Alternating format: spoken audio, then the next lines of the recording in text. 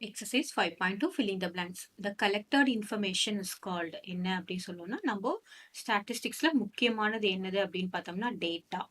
Data தான் நம்ம என்ன சொல்லுவோம் டேபிள் பண்ணி நம்ம டேட்டா தான் நம்மளுடைய கலெக்டட் இன்ஃபர்மேஷன். ஒவ்வொரு இடத்துக்கா போய் நம்ம இன்ஃபர்மேஷன் கலெக்ட் பண்றது எல்லாமே ஸ்டோர் பண்றது நம்ம என்ன சொல்லுவோம் data.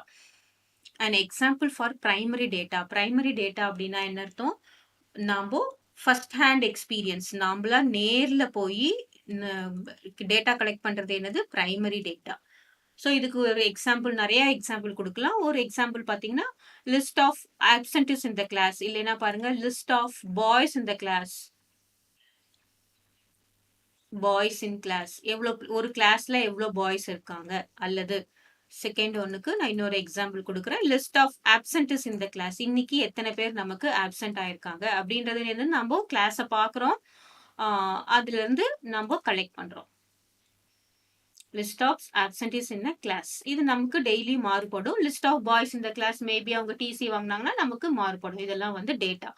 And example for secondary data அப்படின்னு பார்த்தோம்னா நமக்கு புக்ல என்ன கொடுத்துருக்காங்க, cricket score. Cricket score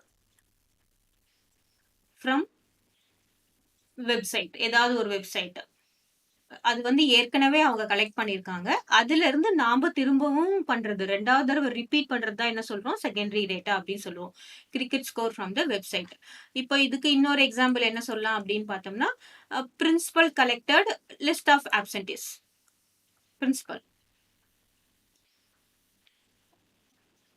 principal collected list of absentees. List of absentees நம்ம என்ன பண்ணுவோம், கிளாஸ் டீச்சர் கலெக்ட் பண்ணிருப்பாங்க.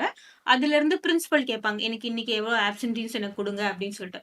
அப்போ பிரின்சிபல் கேட்கறது என்னது அப்படின்னு பார்த்தோம்னா secondary data. Principal collected list of absentees. ஓகேவா? The tally marks for number 8 in standard form. Standard ஃபார்முக்கு நம்ம நம்பர் 8 எப்படி டேலி பண்ணுவோம் அப்படின்னு பார்த்தோம்னா 1 2 3 4 5 எல்லாத்தையும் கேன்சல் பண்ணுவோம். 6 7 8 கிளியர்.